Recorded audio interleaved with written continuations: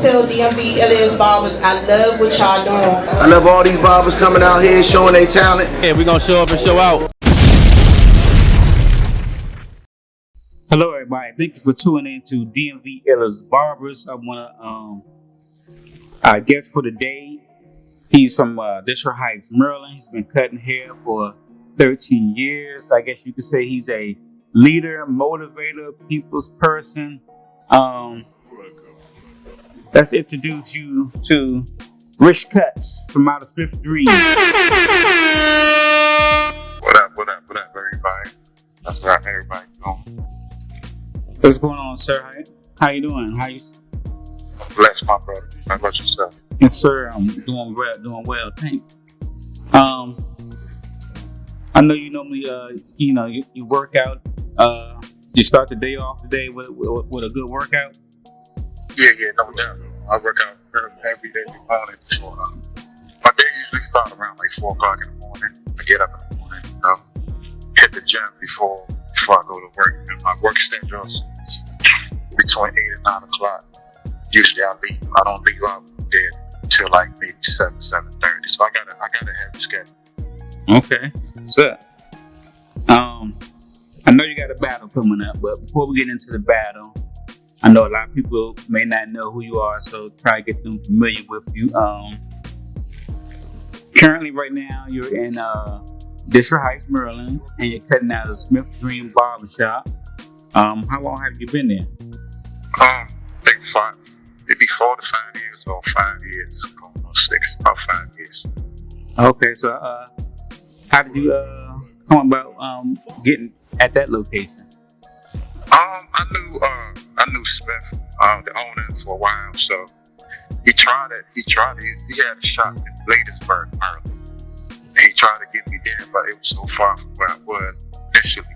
And I told him if he ever come on the side, District Heights side, I will partner with him. When I just partner with him, but work with him. So once he on that side, that's how I got that shop. Okay. So that shop been there for like maybe 5 years. So I was there from when the shop opened up. Okay. So you've been cutting hair for 13 years. How did you come about wanting to be a barber?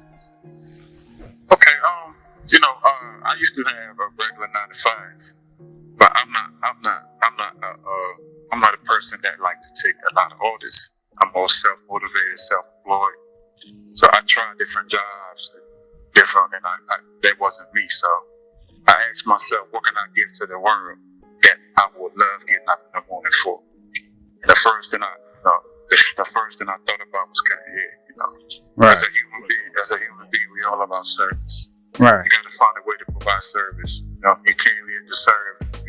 You always got to find a way to provide service. So I asked myself, what can I provide? What can I provide that I won't have an issue getting up? And I will never be bored. And then I can be my own boss. So I went to school. I actually went to Bladensburg Barber School. Graduated from there. And that's all. I've been doing this ever since 2010. Okay, Bladensburg. Okay, I've been out there. Yeah. When you started, was the journey rough in the beginning? Yeah, it was very rough because when I started, I didn't have no clientele. So imagine just coming out of school, and back in the day, there was no social media had just started, so there was no social media. You wasn't using social media as a platform for advertising. So everything has to be flyers, right? Or you have to really do some footwork. Like you got to put your foot on the ground. So it was more just going from like not shop to shop, but going from different areas, different locations, and actually selling yourself. So you go there with your flyers or with your business cards, and you actually tell a person who you are. You give that person a sales pitch. Tell a person who you are and what you do, and where you're located at. Hopefully they come and they come there and get their hair cut. But my whole thing was this. I looked at it like if I can if I can pass like maybe 100 flyers a day and I can get 10 people to come, out of the 10, hopefully I can lock in maybe 2 or 3. So that was my motivation, just pass out a certain amount of flyers a day. It was all mathematics to me. Pass certain flyers a day, and hopefully that certain amount to come out, that certain amount I can lock in maybe 3 or 4. And that's how I took off. But it was very difficult because for the first maybe 6 months, I was coming out of my pocket to pay booth rent. And so imagine that's all I had. I didn't have no other job. So the only thing that saved me was I had some money saved to the side. But that did not discourage me because I knew that this was what I wanted to do, and I knew what come with it. So regardless of what, I never gave up. So after maybe 6 months to a year, that's when I started really going. That's how I started really reaping certain benefits as far as what I was doing. But for the first 6 months, anybody would have gave up because I didn't have no backup as far as income. Everything was coming out of my pocket. Right. So were you confident in your cuts? In the beginning, it was difficult because I was a freshman. So everything one thing I do, I critique. I'm a hard critic. I critique myself a lot. So every little thing I'm a Virgo, so I'm very particular when it comes to my work.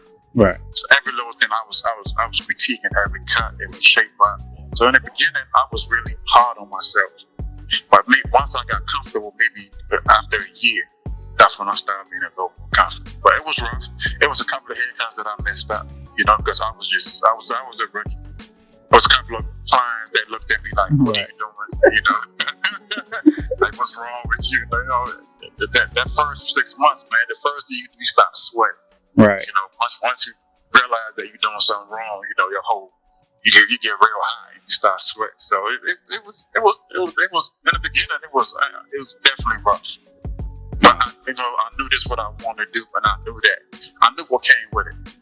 So I struggled before. Right. When it came to certain aspects of my life, and I knew what come with it. So I never a doubt in my mind that I was going to quit. Right. Did you ever have to get money back? Yeah, a few times I did, and that's one thing with me. That's my policy. Like, even to this day, if you're not satisfied with your service, I will look without a shadow of a doubt, give your money back. So a few times, even when a client told me, "Nah, you good," like, "Nah, if you're not satisfied, and that made the client more confident to come back next time and say, "You know what?" There's a few clients that came to me later on. They told me, "Said, Rick, when you started cutting me, it was a couple of times that I didn't like your cuts, but it's just the relationship that would build. So I kept giving you a chance, knowing that you was gonna get better." So a few times, yeah, I had to give some of the money back. I did. Right. So you said you're a Virgo. My cousin is a Virgo, and I know a lot of Virgos. Yeah. And by just being around my cousin, I know that she's a people's person. So would you say that really helped you in this field to be a people's person? Yeah, you have to be. I'm an introvert by nature, but I know how to be an extrovert when I need to be when I'm out. So in that type of field, you have to be able to communicate. You have to be able to appease the masses. So being a people person is one thing that you have to be as a barber. You have to have relationships with your clients. One thing I tell myself, it's not about the money, it's about your relationships. Right. The relationship is what gives you the money. So I tell even the people that's coming up, those young boys that are coming up, don't worry about the money. Study your craft and create relationships, because I can tell you this, 90% of my clients, I can call them at any time of the day. And if I need anything, they get out of your bed and come help me out. And this is vice versa. That's the type of relationship I have created with my clients. So my clients is not really my clients, they're like family. Right. So you have to be able to penetrate the minds of your clients where you can create relationships with them. That's good. At what point did you realize that you was an ill barber?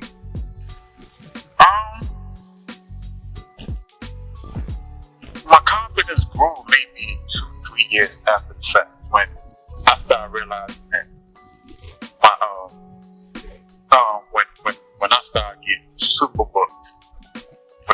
being super looking. Then I kept hearing people will call me and be like, man, when I start getting like furs, the people will call me and be like, man, I see your haircut on. One of my friends gave you my card. I see your haircut. I think you look dope. That's when my confidence started going up. Maybe 2 years after I started cutting. You know, yeah. And this is just from my observation. When the times that I come to Smith Dream or if I see the videos that y'all post up, would you consider yourself a leader and a motivator? Of course. To be a leader, you still have to be a student of the game.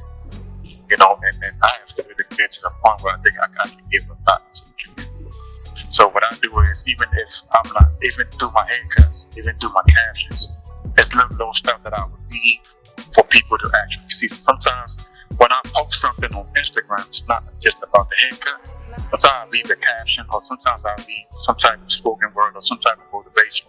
And from time to time, if you go through my Instagram, you see that from time to time I will say certain things that don't have anything to do with barbering. And if it has something to do with barbering, I will tell them my story so they can relate to it. So they know if they're going through the same thing in the beginning, they can actually know that, you know what, this is a process. This just don't take a day or a month or a year. It's a process. So if you are actually willing to put in the work, if you are actually willing to believe in yourself, if you actually know that it's going to be a struggle in the beginning, you're going to reap the benefits in the end. So I consider myself a hell of a motivator, and you know, I have a lot of kids under me as far as that I talk to every day. Right. I have kids, not just kids, but barbers that's just coming up that call me for advice about, you know, how I started, you know, same type of they're going through their little struggles in the beginning. They will call me now. I'll sit them down and I'll tell them, like, no, this is not a race. It's a marathon. So you have to be prepared for the good and the bad. And mostly in the beginning, it's a lot of bad. You know, but a lot of people struggle to deal with the bad because people cannot deal with failure. You know, they fail one time, they fail 2 times, and they quit. But they don't know even if you quit and go to another field, it's the same type of structure. You're gonna fail once, you're gonna fail twice. So you can't keep running from yourself. You have to be able to deal with that failure and through that failure. That's how you become successful. Right. And I see that y'all seem to be like a very tight family. Yeah, we are. We are. No, we all help each other. You know, we all help each other. So, and that type of failure, you have to find some type of failure because some days it's not going to be a good day. Sometimes you need somebody to talk outside of barbering. And if it's just about barbering, how do you have a relationship? Right. Do you how important is self-care? Repeat that again. How important is self-care? Very, very important. Your health is your wealth, because I tell barbers all the time, right? What you gotta understand is, right, if you're a good barber, if you're a successful barber, you stand on your feet every single day. So you have to find some form of regimen as far as a workout regimen to put yourself through so you can withstand the longevity of the game. So my schedule is I get up in the morning every day. I eat very healthy and I work out at least 6 days out of the week. You have to really take care of yourself physically. You have to take care of yourself mentally. You have to prepare yourself, because I tell people it's not just about the physical part, it's about the mental part too. Sometimes you deal with clients that's going through stuff. So when they come sit in your chair, not just are you just the therapist, sometimes they bring that energy to you. Right. So you have to when you walk out the door, you have to be prepared for all of that. You know, you have to be prepared for that bad energy that sometimes the client might walk in there with an attitude because of what they're dealing with. But if you can't cipher that and say, you know what, it's not about me, I'm providing a service, so I have to be psychologically in tune with this person and trying to give them some form of advice, regardless of what they're going through, and not just make it about me and be upset because the client's going through something. You're never successful. Sometimes I will ask the client, man, how you doing today? And they will tell me everything that's going on with them. Right. For 45 minutes. And by the time I'm done with them, they will thank me because I will give them a certain level of advice that they can resonate, that will resonate with them. And when they go about their business and whatever they're going to do, they can actually apply whatever that I gave them to do their day or do whatever they're going to do. So self-care is very, very important. It's like I say, give or take, it's about 60% for it. The rest comes. It's natural. As far as cutting is natural. Right. The other stuff that comes with it is the most important stuff. Like I said, it's not about you. It's about service. So service is about making sure somebody feels a certain way when they leave shit. Now, your opponent, right? Yeah. I see both of y'all are dropping some major heat on the timeline. I guess y'all trying to test the waters to see what each one has. Cause y'all doing the picture perfect, but y'all doing the design side of it in the picture perfect. Okay. Now I remember you saying that you I think both of y'all said y'all don't really do designs like that, but you couldn't tell from what you're posting. Do you think you had the advantage because this is his first battle? No, because you can't take any opponent. You can't take any opponent like, but you always have to adapt to your environment. Right. That's one thing in life. You always have to adapt to the environment. I've been following Stephen, and I respect that man is dope. You feel me? That man. When I say I take my hat off to him, and I got respect his craft because he's very clean. Right. And he's very like this. I love his energy. I met him a couple of times. So I love his energy. So like you always have to step up. You always have to adapt to your environment.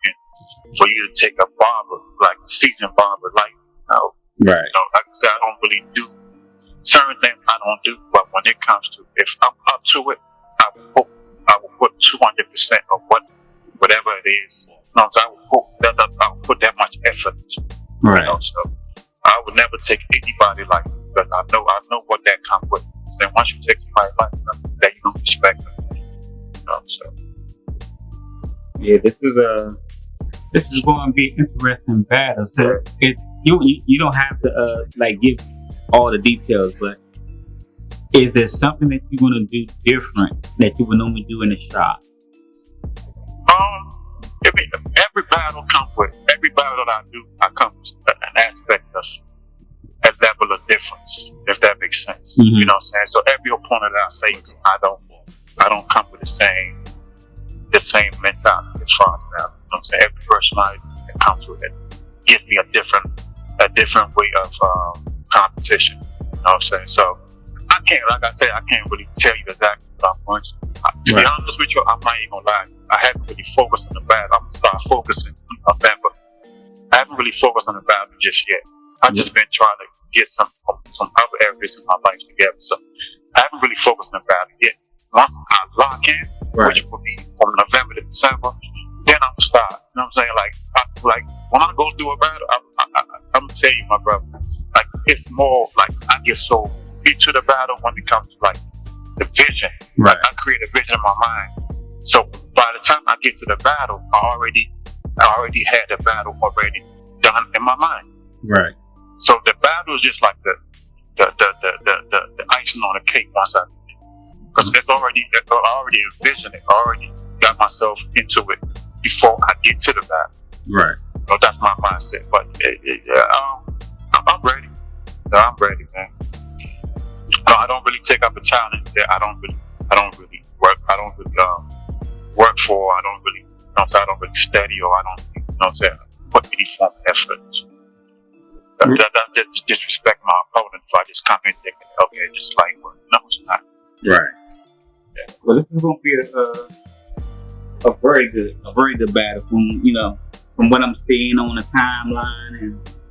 But what also I liked about this is that so normally we would have battlers who have been in the battles turn into judges, and so then they get the opportunity to one, get experience from the judging side, two, to understand, how it works and everything. But he's a judge going into the battle side. Oh, so he doing the opposite. I got you.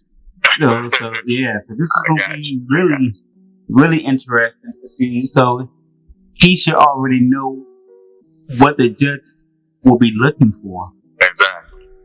So this is going to be an interesting battle. I'm glad we was able to get y'all to do this one, and it's the last battle of the year.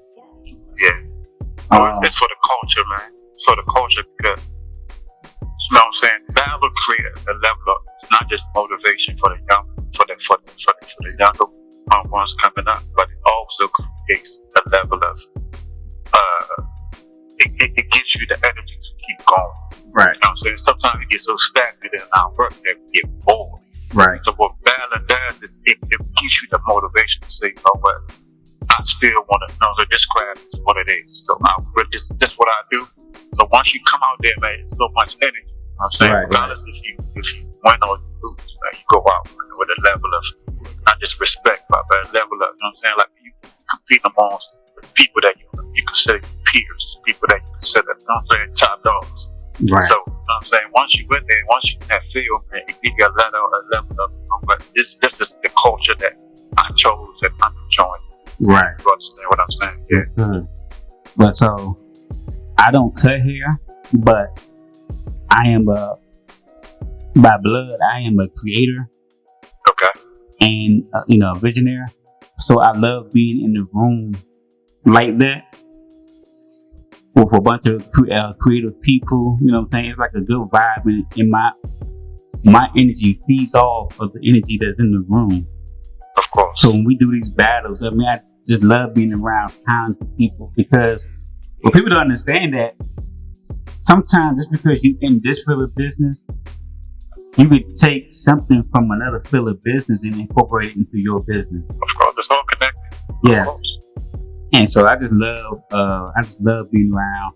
So I was brought into this field through Ron. Okay. Because I do videos and photography, and I was following him doing like a documentary type feel.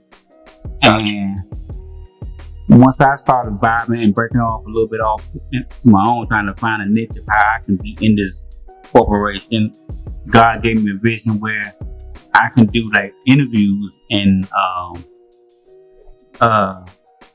video interviews.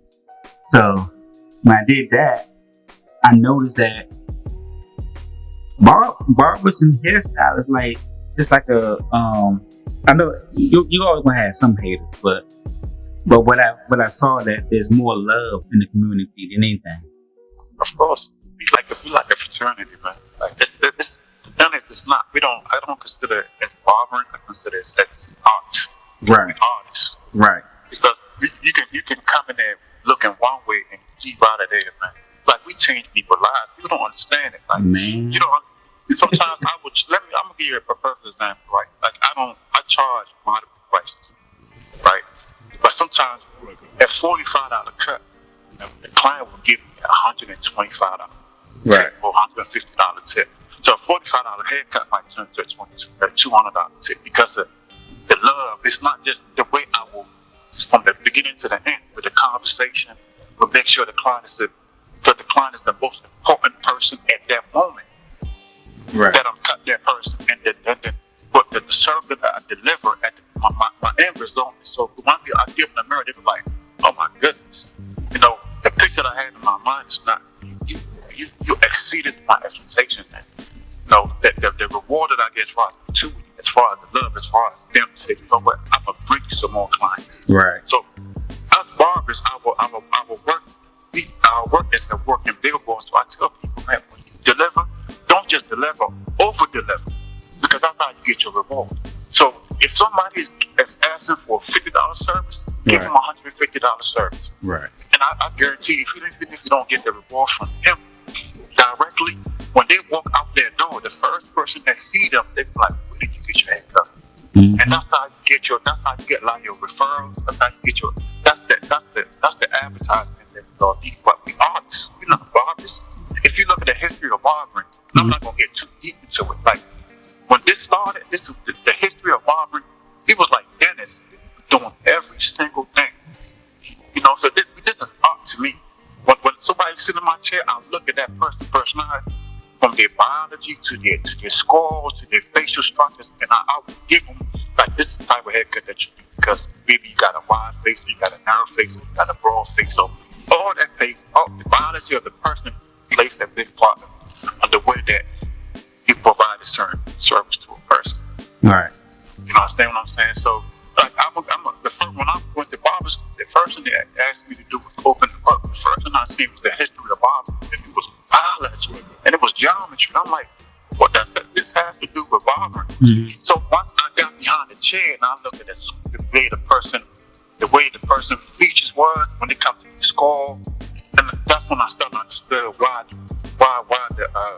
why the book was designed that way. Right. So once you understand that not just the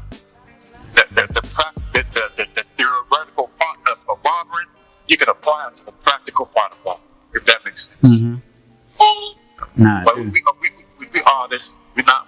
I don't consider myself a barber. I consider myself an artist. Yeah, well, y'all definitely that.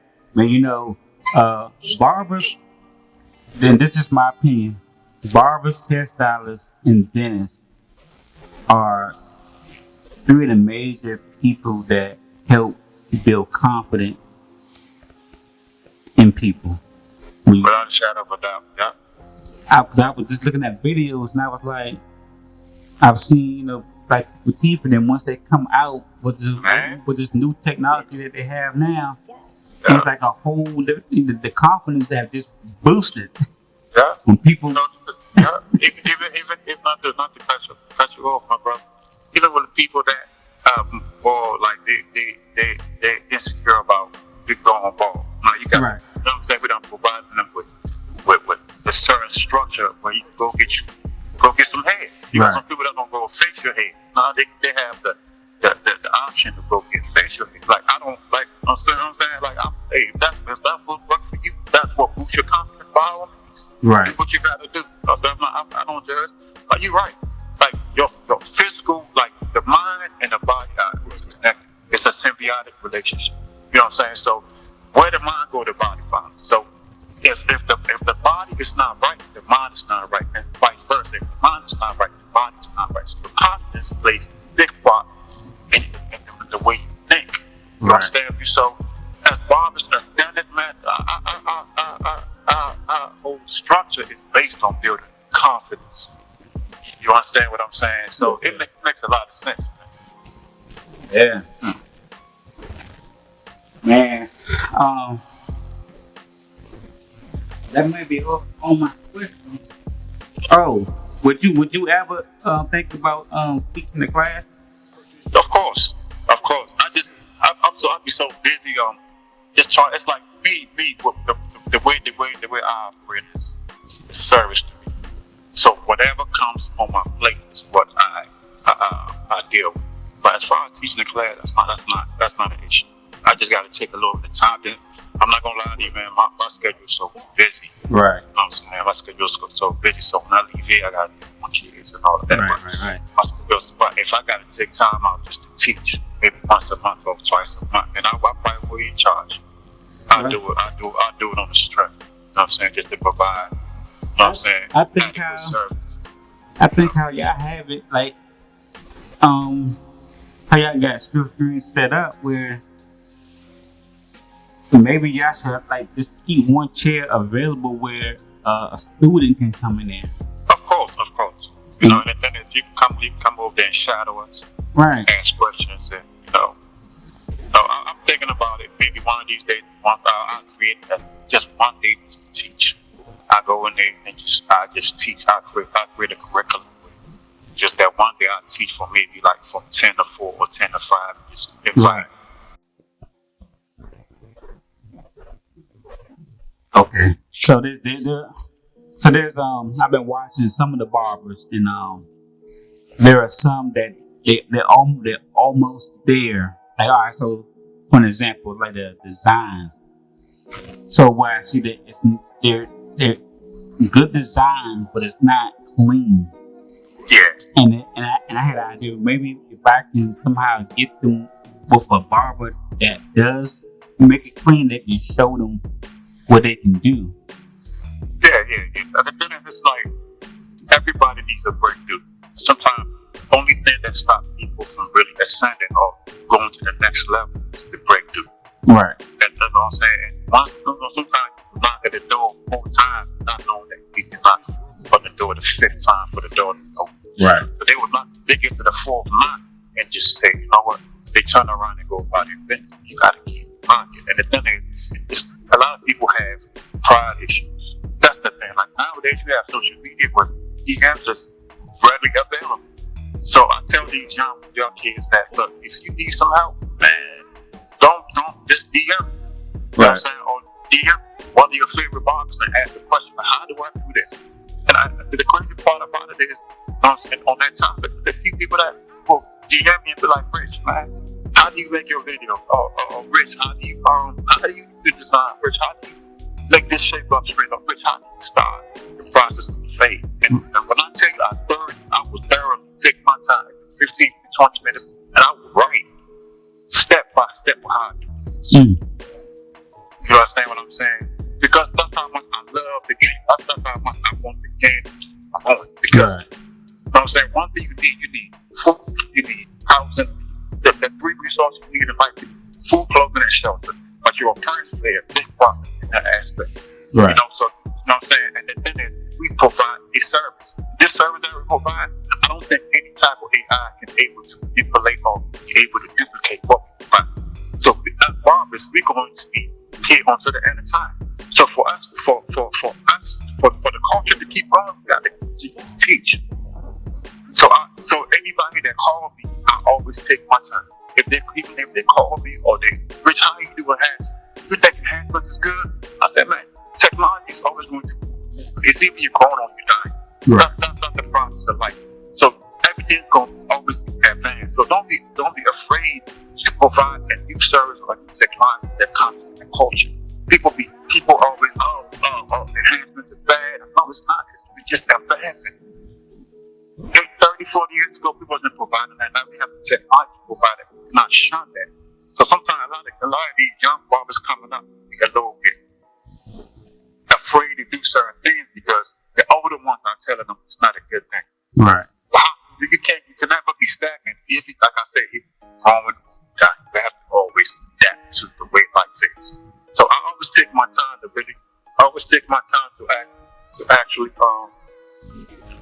actually, you know, in detail provide everything that somebody calls for. Sometimes a lot of these vets, a lot of things they don't do because they're stuck in their ways. So when they realize that with that particular part of the art provides them more monetary service, they touch me, Rich, how you do that? I said, man, and I would never belittle them because they asked, and I would take my time and actually detail from A to Z how I provide that type of service. Right. Yeah. Nah, that's good, man. Man, I appreciate your time for doing this interview. Hopefully, you know, people take the opportunity to check this out and be more familiar with you. I enjoyed the wisdom. Hopefully somebody will take this out, you know, maybe it will encourage them to reach out to you. I think just listening and being around you, you know, watching your stuff on social media, I think it would be like a good mentor. Somebody that they can learn a lot of things, not just barbering itself, but the business side of it. And you talk a lot about life in general also. Of course, because everything is connected. Right. Everything is connected. One thing is connected to the other. They just connected to man, man is connected to nature. So the way you do one thing is the way you do everything. You apply whatever you do inside, you know what I'm saying?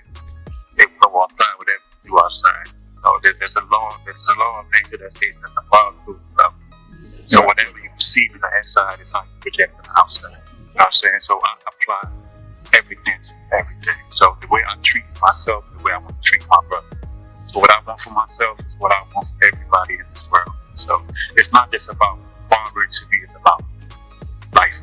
My purpose is to just inspire everybody to be the best of themselves, because that's what life is about. To be your best before you transmute from this universe, you have to be the best that you have to be, or you're gonna stay here. Right. You know, I'm not gonna get too deep in the esoteric type of conversation, because that's not what it's about. But that's how my thought process is. That's how I study. Right. I just don't study myself. I study to provide some form of education, some form of inspiration to others, so they can be inspired to be the best of themselves. They can provide that to somebody else. You know what I'm saying? But that's what we are. We all connected. No, We definitely got to do we definitely got to do another interview, but not on the barbering side. I got you. That's why I'm saying I ain't gonna get too deep on the conversation. Sometimes I think I read damn much. You know? Nah. So I got that stuff out. No. It's trust me, it's good. Like sometimes I have to be careful when I'm talking, because I can't talk to everybody about certain things. I can only talk to the ones that I understand. So everybody has different levels. You know what I'm saying? So like I said, just because I'm on level A and you don't ever see that, Right. You know, we just can't get to the level I'm in. Exactly. So certain things I can't really have a conversation with you because you ain't advanced to that level yet. So I understand that very, very much. You know? Exactly. But man, thank you for doing the interview, man. I can't wait. I'm supposed to be in town. Hopefully that still goes I through. can't wait to see you, man. I ain't see you in a minute, my brother. Yeah, it's been 3 years. Yeah, man, I can't wait to, so every time I talk to you, I'm like, man, you gonna be in the back? Like, nah, like that. Oh, see, I can't wait to see you, bro. I'm like, yeah, I'm like, hey, look, I don't really give out hugs. I'm like, yeah, big old hug. Yeah, I'm hoping everything work out. And I can be that. I miss home. Yeah, we miss you, my brother. We miss you. I'll be able to check that out. Everybody, December 5th, 1st and 10 Barbershop. Doors open at 7 p.m. The battle will start at 7:30. For all you don't know, we have Rich Cut going up against 7 the Barber. They will be doing the design battle, picture perfect, and trust me, this is gonna be a battle you don't want to miss. Please come out and check it out. Thank you, Rich, for letting us do the interview, and can't wait to see you. Man, can't wait to see you, man. Y'all follow me on Cutz The Barber on Instagram and TikTok, also on Facebook, man. Like, you know, my website is www.richcutzthebarber.com. Man, so you don't want to miss this battle, man. If you study Greek mythology, man, you know what a Titan is, or what the class of the Titans is. So if you don't believe me, go study Greek mythology. You understand what this battle is all about. You know, it's more than just what we're doing. It's about God representing themselves in the highest form. So, you know, I ain't gonna speak too much on it, but I'm telling y'all, man, I don't want to miss this. I don't want to miss this, man. We gonna come out there, man. We gonna act like God. We gonna put on our finest work. So y'all stay tuned, man. December 5th, like my man T said. Hopefully he come down, man. If I gotta go down there and pick him up myself, I'm gonna do that. You know, so y'all don't want to miss this, man. All Yes, right. sir. That's Rich Cutz The Barber, Smith Dream Barbershop, Bishop Heights, Maryland. Peace.